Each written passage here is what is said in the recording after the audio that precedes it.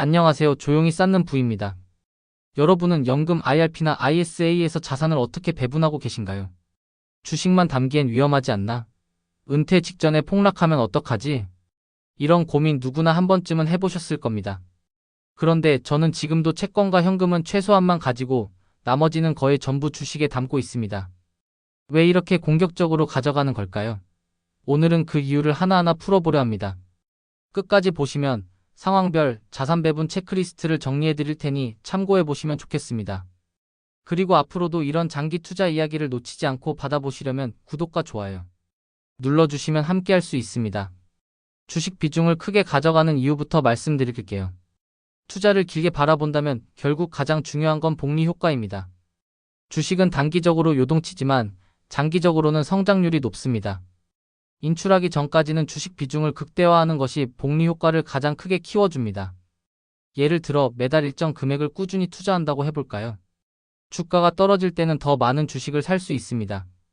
이른바 평단가를 낮추는 효과가 생기는 거죠. 결국 단기 변동성이 오히려 장기 성과를 돕는 역할을 하게 됩니다. 그리고 또 중요한 게 세제 혜택입니다. IRP나 ISA 계좌 안에서 투자하면 세금이 이연되거나 공제가 붙습니다. 그렇다면 기대 수익률이 낮은 채권이나 현금을 담기보다는 성장성이 큰 주식을 담아야 세제 혜택을 크게 활용할 수 있겠죠. 마지막으로 유동성 문제도 있습니다. 생활비나 비상금은 굳이 세제 계좌 안에서 마련하지 않아도 돼요. 필요하면 계좌 밖에서 현금성 자산을 따로 준비하면 됩니다. 그렇기 때문에 세제 계좌 안에서는 굳이 현금 채권을 크게 늘릴 이유가 없다고 보는 겁니다. 그럼 왜 저는 더 과감하게 주식을 담고 있을까요?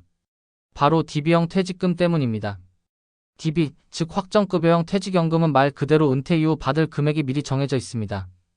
마치 채권처럼 혹은 생활비의 바닥을 보장해주는 안전망처럼 작동하죠.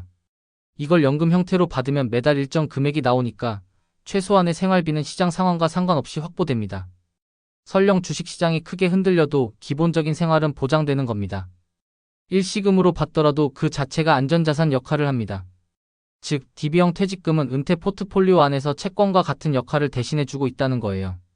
그래서 저는 금융자산에서는 주식을 더 공격적으로 담아도 전체 위험은 균형이 맞는다고 보고 있습니다. 하지만 모든 분이 DB형을 갖고 있는 건 아니죠.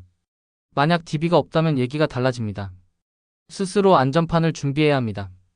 먼저 은퇴 시점부터 최소 2~3년치 생활비는 현금이나 단기채로 준비하는 게 좋습니다. 이걸 흔히 현금 버킷이라고 부르죠. 그리고 그 다음 5~7년치 지출은 채권으로 마련해 두면 좋습니다.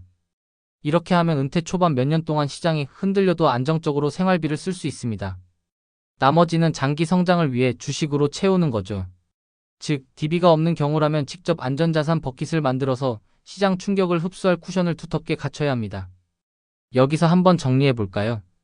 DB가 있는 경우와 없는 경우, 자산 배분 전략을 간단히 비교하면 이렇습니다. DB가 있는 경우 주식 비중을 극대화해도 됨. DB가 안전자산 역할을 대신하기 때문. DB가 없는 경우 현금 2~3년치 채권 5~7년치 버킷을 마련하고 나머지는 주식으로 운용. 이게 바로 상황별 체크리스트입니다. 혹시 지금 영상을 보고 계신 분들 중에 내 상황은 어디에 해당하지? 라고 떠올리셨다면 이 부분은 꼭 캡처해 두셔도 좋습니다. 그렇다면 은퇴를 앞두고는 어떻게 조율해야 할까요?